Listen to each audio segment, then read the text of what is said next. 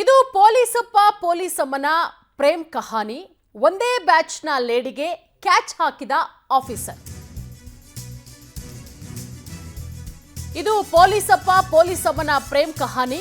ಇವರಿಬ್ರು ಕೂಡ ಒಂದೇ ಬ್ಯಾಚು. ಅಲ್ಲೇ ಇವರಿಬ್ಬರ ಲವ್ವಿ ಡವ್ವಿ ಶುರುವಾಗಿತ್ತು. ಈಗ ಪೊಲೀಸ್ ಠಾಣೆ ಮೆಟ್ಟಿಲೇರಿದ ಮಡದಿ. ಹಾಗಾದ್ರೆ ಏನಾಯ್ತು?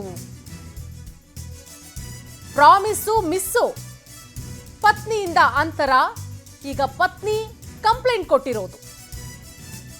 ಒಂದೇ ಬ್ಯಾಚು ಇವರಿಬ್ರು ಕೂಡ. ಅಲ್ಲೇ ಇವರಿಬ್ಬರ ಲವ್ವಿ ಡವ್ವಿ ಶುರುವಾಗಿರೋದು. ಇದು ಸೆಂಠಾಣೆ ಪೊಲೀಸಪ್ಪನ ಲವ್ವಿ ಡವ್ವಿ ಕಹಾನಿ. ಈಗ ಪತಿಯ ವಿರುದ್ಧ ಪತ್ನಿಯೇ ಪೊಲೀಸ್ ಠಾಣೆ ಮೆಟ್ಟಿಲೇರಿದ್ದಾರೆ. ಸೆಂಠಾಣೆ ಪೊಲೀಸಪ್ಪನ ಲವ್ವಿ ಡವ್ವಿ ಕಹಾನಿ. ಸನ್ ಎಸಿಪಿ ವಿರುದ್ಧವೇ ಧರ್ಮಪತ್ನಿ ದೂರು ದಾಖಲು ಮಾಡಿರೋದು. ಸಹೋದ್ಯೋಗಿ ಜೊತೆ ACP Govardhan love story. Lovely ಮೆಸೇಜ್ಗಳಿಂದ ರೆಡ್ ಹ್ಯಾಂಡ್ ಆಗಿ ಎಸಿಪಿ ಗೋವರ್ಧನ್ ಸಿಕ್ಕಿಬಿದ್ದಿರೋದು ಪತ್ನಿ ಕೈಗೆ. ಮೆಸೇಜ್ ಸಮೇತ ಈಗ ಎಸಿಪಿ ಗೋವರ್ಧನ್ ಪತ್ನಿ ದೂರು ಕೊಟ್ಟಿದ್ದಾರೆ. ಎಸಿಪಿ ಪತ್ನಿ ಅಮೃತ ಮೆಸೇಜ್ ಸಮೇತ ಈಗ ಕಂಪ್ಲೇಂಟ್ ಕೊಟ್ಟಿರೋದು. ಪತಿಯ ವಿರುದ್ಧವೇ ಪತ್ನಿ ದೂರು ಕೊಟ್ಟಿರೋದು. ಎಸಿಪಿ ಗೋವರ್ಧನ್ ನೋಡಿ, ಕೆಲವೊಂದಿಷ್ಟು ಫೋಟೋಗಳು. ಇವರಿಬ್ರು ಕೂಡ ಒಂದೇ ಬ್ಯಾಚ್ ಅಂತೆ. ಒಂದೇ ಬ್ಯಾಚಲ್ಲಿ ಟ್ರೈನಿಂಗ್ ಮಾಡಬೇಕಾದ್ರೆ ಕ್ಯಾಚ್ ಹಾಕೊಂಡಿರೋದು. ಇವರಿಬ್ಬರ ನಡುವೆ ಸಾಕಷ್ಟು ದಿನಗಳಿಂದ ಲವ್ವಿ ಡವ್ವಿ ಕೂಡ ನಡೀತಾ ಇತ್ತಂತೆ. ಆ ವಿಚಾರ ಎಸಿಪಿ ಗೋವರ್ಧನ್ ಪತ್ನಿಗೆ ತಿಳಿಯುತ್ತೆ. ಅದು ರೆಡ್ ಹ್ಯಾಂಡ್ ಆಗಿ ಸಿಕ್ಕಾಕೊಂಡಿದ್ದಾರೆ ಮೆಸೇಜ್ ಮಾಡುವಂತಹ ಟೈಮಲ್ಲಿ. ಆ ಮೆಸೇಜು ಒಂದಷ್ಟು ಫೋಟೋಗಳ ಸಮೇತ ಈಗ ಎಸಿಪಿ ಗೋವರ್ಧನ್ ಪತ್ನಿ ಅಮೃತ ಪೊಲೀಸ್ ಠಾಣೆ ಮೆಟ್ಟಿಲೇರಿದ್ದಾರೆ. ನಂಗೆ ನ್ಯಾಯ ಕೊಡಿಸಿ. ನೋಡಿ, ಪೊಲೀಸರ ಬಳಿ ಯಾಕೆ ಹೋಗ್ತೀವಿ ನಾವು? ನ್ಯಾಯಕ್ಕೋಸ್ಕರ. ಎಸಿಪಿ ಗೋವರ್ಧನ್ ಹಾಗೆ ಮಹಿಳಾ ಎಸಿಪಿ ವಿರುದ್ಧ ಎಫ್ಐಆರ್. ಇಬ್ರು ಕೂಡ ಎಸಿಪಿ. ಬೆಂಗಳೂರಿನ ಆಗ್ನೇಯ ವಿಭಾಗದ ಸೆನ್ ಎಸಿಪಿ ಗೋವರ್ಧನ್. ಅಮೃತ ನೀಡಿದ ದೂರಿನನ್ವಯ ಹೈಗ್ರೌಂಡ್ಸ್ ಠಾಣೆಯಲ್ಲಿ ಎಫ್ಐಆರ್ ದಾಖಲಾಗಿದೆ. ಗೋವರ್ಧನ್ ಡಿವೈಎಸ್ಪಿ ಆದಾಗಿನಿಂದ ಕುಟುಂಬದಿಂದ ಅಂತರ ಕಾಯ್ದುಕೊಂಡಿದ್ರಂತೆ. ಅವರದ್ದೇ ಬ್ಯಾಚ್ ಅಧಿಕಾರಿಯ ಜೊತೆಗೆ ಸಂಬಂಧ ಹೊಂದಿದ್ರು ಅನ್ನುವ ಆರೋಪ ಮಾಡ್ತಾ ಇರೋದು ಯಾರು? ಗೋವರ್ಧನ್ ಪತ್ನಿ ಅಮೃತ. ಇದನ್ನ ಪ್ರಶ್ನೆ ಮಾಡಿದ್ದಕ್ಕೆ ಅಮೃತ ಮೇಲೆ ಹಲ್ಲೆ, ಕೊಲೆ ಯತ್ನ ಮಾಡೋಕೆ ಪ್ರಯತ್ನ ಪಟ್ಟರಂತೆ ಅನ್ನುವ ಆರೋಪವನ್ನ ಮಾಡ್ತಾ ಇದ್ದಾರೆ ಈಗ ಗೋವರ್ಧನ್ ಪತ್ನಿ ಅಮೃತ. ಇದನ್ನ ಪ್ರಶ್ನೆ ಮಾಡಿದ್ರಂತೆ ಅಮೃತ. ಯಾಕೆ ನನ್ನಿಂದ ಅಂತರ ಕಾಯ್ದುಕೊಳ್ತಾ ಇದ್ದೀರಾ? ಮತ್ತು ಯಾರಿಗೆ ಮೆಸೇಜ್ ಮಾಡ್ತಾ ಇದ್ದೀರಾ? ನಿಮ್ಮ ವಿಚಾರ ಎಲ್ಲವೂ ನಂಗೆ ಗೊತ್ತು ಅಂತ ಹೇಳಿದ್ದಕ್ಕೆ ಹಲ್ಲೆ, ಕೊಲೆ ಯತ್ನ ಮಾಡಿದ್ರು ಅಂತ ಹೇಳಿ ಆರೋಪ ಮಾಡ್ತಾ ಇದ್ದಾರೆ ಈಗ.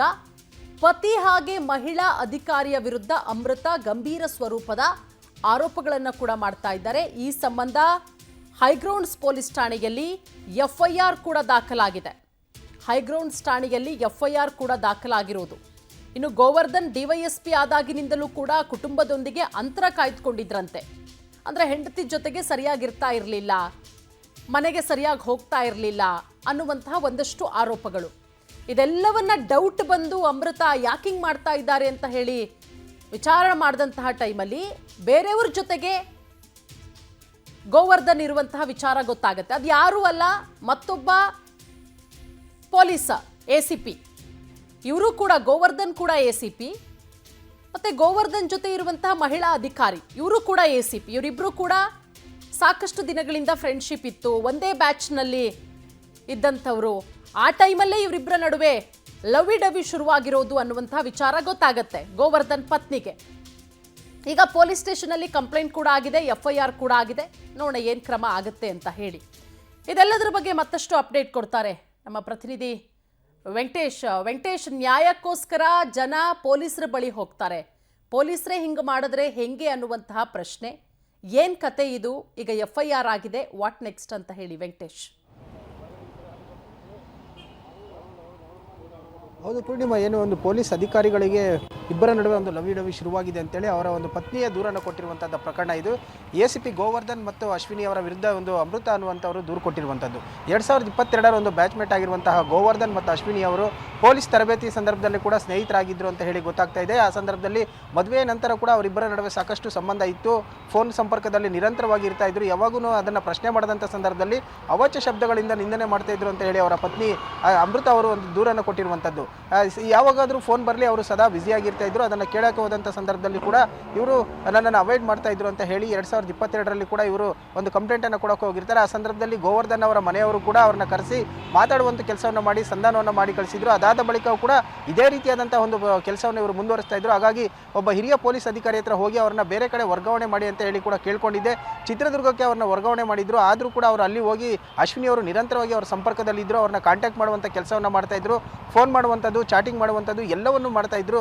ಹಾಗಾಗಿ ನಾನು ಅವ್ರನ್ನ ಅವಾಯ್ಡ್ ಮಾಡೋದಕ್ಕೆ ಶುರು ಮಾಡಿದಂಥ ಸಂದರ್ಭದಲ್ಲಿ ನನ್ನ ಗಂಡ ಗೋವರ್ಧನ್ ನನ್ನ ಹಲ್ಲೆ ಮಾಡೋದಕ್ಕೆ ಶುರು ಮಾಡಿದ್ರು ಮತ್ತು ನಿನಗೆ ಡಿವೋರ್ಸ್ ಕೊಡ್ತೀನಿ ಅಂತ ಹೇಳಿ ಕೂಡ ಬೆದರಿಕೆಯನ್ನು ಹಾಕಿದ್ರು. ಅದಲ್ಲದೆ ಗೋವರ್ಧನ್ ಅವರ ಕುಟುಂಬದವರು ಕೂಡ ನನ್ನ ಮೇಲೆ ಹಲ್ಲೆಯನ್ನು ಮಾಡಿ ಕೊಲೆ ಯತ್ನವನ್ನು ಮಾಡಿದ್ರು. ಅಂದರೆ ಸೀಮೆಣ್ಣೆ ಸುರಿದು ಬೆಂಕಿ ಹಚ್ಚುವ ಒಂದು ಪ್ರಯತ್ನವನ್ನು ಕೂಡ ಮಾಡಿದ್ರು ಅಂತ ಹೇಳಿ ದೂರಿನಲ್ಲಿ ಉಲ್ಲೇಖ ಮಾಡಿದ್ದಾರೆ. ಅದಾದ ಬಳಿಕ ಅಮೃತ ಅವರು ತಮ್ಮ ತಂದೆಯವರ ಬಳಿ ಈ ವಿಚಾರವನ್ನು ಹೇಳ್ಕೊಂಡಂಥ ಸಂದರ್ಭದಲ್ಲಿ ಕುಟುಂಬಸ್ಥರು ಕೂತು ಮಾತಾಡುವಂಥ ಕೆಲಸವನ್ನು ಕೂಡ ಮಾಡ್ತಾರೆ. ಆದರೂ ಕೂಡ ಅವರ ಏನು ಸೊಸೆಯ ವಿರುದ್ಧ ಕೂಡ ಈ ಒಂದು ಕಿರುಕುಳವನ್ನು ಅಂದರೆ ಸರಿಯಾದ ರೀತಿಯಲ್ಲಿ ಮನೆಯನ್ನು ನಿರ್ವಹಣೆ ಮಾಡ್ತಾ ಇಲ್ಲ ಅಂತ ಹೇಳಿ ಗೋವರ್ಧನ್ ಅವರ ತಾಯಿ ಕೂಡ ನಿಂದನೆ ಮಾಡಿದ್ದಾರೆ ಅಂತ ಹೇಳಿ ಒಂದು ದೂರಿನಲ್ಲಿ ಉಲ್ಲೇಖ ಮಾಡಿದ್ದಾರೆ. ಇಬ್ಬರು ಕೂಡ 2 ವರ್ಷಗಳಿಂದ ಸಾಕಷ್ಟು ವಾಟ್ಸಪ್ ಚಾಟ್ಗಳಾಗಿರ್ಬೋದು, ಕಾಲ್ ಆಗಿರ್ಬೋದು, ಮತ್ತು ಈ ಒಂದು ವಿಡಿಯೋ ಕಾಲ್ಗಳನ್ನು ಮಾಡಿರುವಂಥದ್ದು ಅಂತ ಹೇಳಿ ಆರೋಪವನ್ನು ಮಾಡ್ತಾ ಇದ್ದಾರೆ. ಮತ್ತು ಡಿವೋರ್ಸನ್ನು ಕೊಟ್ಟು ಮದುವೆ ಆಗೋದಕ್ಕೂ ಕೂಡ ಮುಂದಾಗಿದ್ದಾರೆ. ಈಗಾಗಲೇ ಒಂದು 4 ವರ್ಷದ ಮಗು ಇದ್ದರೂ ಕೂಡ ನಮ್ಮ ಕುಟುಂಬದವರನ್ನ ಕೂಡ ಇವರು ಸರಿಯಾಗಿ ನೋಡ್ಕೊಳ್ತಾ ಇಲ್ಲ, ಕುಟುಂಬದ ಕಡೆ ಗಮನವನ್ನು ಕೊಡ್ತಾ ಇಲ್ಲ, ನಮ್ಮನ್ನು ತಿರಸ್ಕಾರ ಮಾಡ್ತಾ ಇದ್ದಾರೆ. ಅವರಿಗೆ ಬುದ್ಧಿಯನ್ನು ಹೇಳಿ ಮತ್ತೆ ಕುಟುಂಬದವರ ಜೊತೆ ಇರಬೇಕು ಅಂತ ಹೇಳಿ ಮನವಿಯನ್ನು ಮಾಡ್ಕೊಳ್ತೀನಿ ಅಂತ ಕೂಡ ಅವರ ಪತ್ನಿ ಅಮೃತ ಅವರು ಹೇಳಿರುವಂಥದ್ದು. ಆದರೂ ಕೂಡ ಗೋವರ್ಧನ್ ಅವರು ನಿರಂತರವಾಗಿ ಅಶ್ವಿನಿ ಅವರ ಜೊತೆ ಸಂಪರ್ಕದಲ್ಲಿದ್ದು ಈಗಾಗಲೇ ಏನು ಅವರ ಅಶ್ವಿನಿ ಕೂಡ ಅಮೃತ ಅವರಿಗೆ ಕೂಡ ಒಂದು ಬೆದರಿಕೆ ಕರೆಗಳನ್ನು ಹಾಕಿರುವಂಥದ್ದು. ತನ್ನ ಪವರನ್ನು ಬಳಸ್ಕೊಂಡು ನಿನಗೆ ಏನು ಬೇಕಾದ್ರೂ ಮಾಡ್ತೀನಿ ಅಂತ ಹೇಳಿ ಕೂಡ ನನಗೆ ಅವಾಚ್ಯ ಶಬ್ದಗಳಿಂದ ನಿಂದನೆ ಮಾಡಿದ್ದಾರೆ ಅಂತ ಹೇಳಿ ಒಂದು ದೂರನ್ನು ಕೊಟ್ಟಿದ್ದಾರೆ. ಈಗ ಸದ್ಯಕ್ಕೆ ದೂರನ್ನು ದಾಖಲಿಸಿಕೊಂಡಿರುವಂಥ ಹೈಗ್ರೌಂಡ್ಸ್ ಪೊಲೀಸರು ಕೂಡ ಮುಂದೆ ಏನು ಕ್ರಮವನ್ನು ತೆಗೆದುಕೊಳ್ತಾರೆ ಅನ್ನೋದನ್ನು ಕೂಡ ಕಾದು ನೋಡಬೇಕಂದ್ರೆ ನೀವು ಹೇಳಿದಂಗೆ ಪೊಲೀಸರ ಹತ್ರ ನೊಂದು ಬಂದವರು ನ್ಯಾಯ ಕೇಳೋಕ್ಕೆ ಬರ್ತಾರೆ. ಆದರೆ ಪೊಲೀಸರೇ ಈ ರೀತಿ ಆದರೆ ವಾಟ್ ನೆಕ್ಸ್ಟ್ ಅನ್ನುವಂತಹ ಪ್ರಶ್ನೆ ಕೂಡ ಮೂಡುವಂಥದ್ದು ಸಹಜವಾಗಿ. ಅಶ್ವಿನಿ, ಥ್ಯಾಂಕ್ ಯು ತಮ್ಮೆಲ್ಲ ಮಾಹಿತಿಗಾಗಿ ವೆಂಕಟೇಶ್.